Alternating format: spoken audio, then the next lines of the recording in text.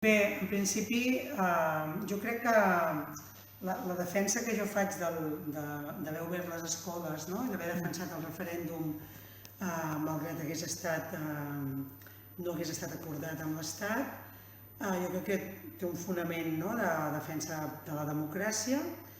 i jo sé que hi ha possibilitats. Jo no tinc por des del punt de vista personal, no? Jo, quan era jove i estava al moviment antimilitarista amb els insubmisos, jo m'havia autoinculpat i havia anat a presentacions en què sabia que em podien posar a la presó, no? És a dir, que d'alguna manera jo crec que quan tens ja aquesta posició de convicció i de voler lluitar per un tema amb tota la convicció, saps que hi poden haver unes conseqüències que no hi haurien de ser, perquè hauríem d'estar en un estat de dret diferent i per tant sí que diguem, sé que poden passar coses perquè s'han trencat les normes de l'estat de dret a coses, però al mateix temps cada pas que he fet doncs l'he fet estudiant els pros i els contres i sabent doncs, que feia prevaldre, diríem, la convicció i el bé comú, la preservació de la meva, del que em pogués passar a mi. Jo veig una cosa molt clara i és que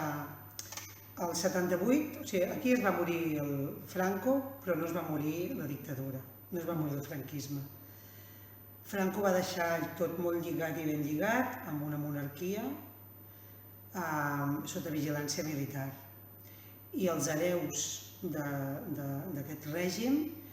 estan dominant en aquests moments el poder judicial, el poder polític, el poder econòmic.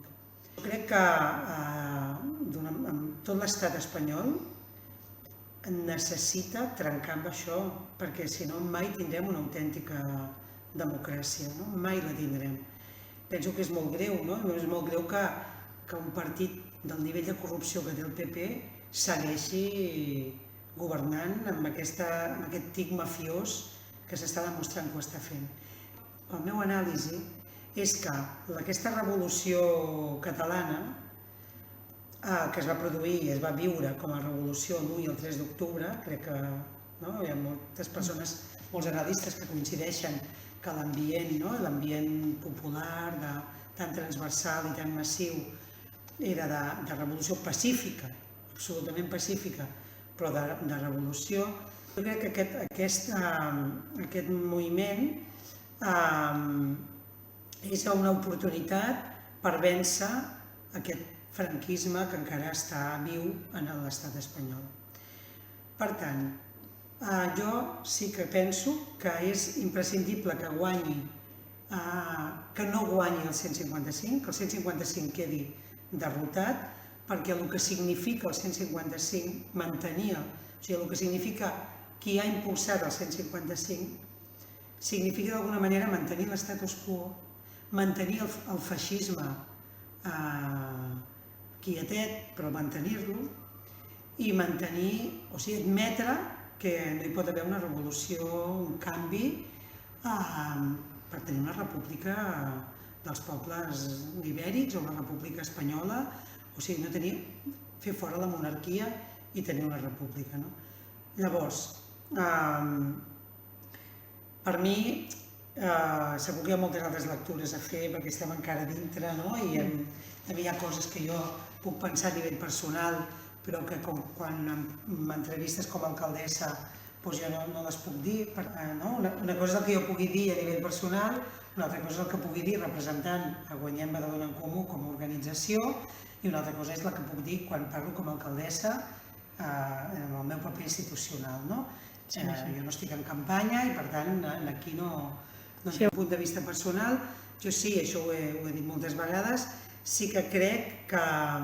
el que ens hi juguem és molt greu perquè el que s'ha posat, jo he dit algun cop en alguns tuits i així,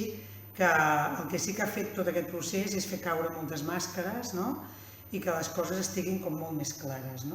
I llavors s'ha vist molt clar que el feixisme és viu, no només que és viu, sinó que té connivència amb alguns sectors de poder i que per tant seriosament. Si els pobles de l'estat espanyol no són conscients de que la lluita de Catalunya en contra del 155 és també la lluita per l'alliberament dels pobles de l'estat espanyol, del feixisme i d'una manera de fer política corrupta i neoliberal que va en contra dels drets dels pobles i dels drets humans dels seus habitants. Si això no s'entén, crec que podem entrar en una època complicada. Llavors, haver arribat a aquest acord, clar, ens ha permès tenir una via pròpia a nivell de Badalona, d'estar posicionats a favor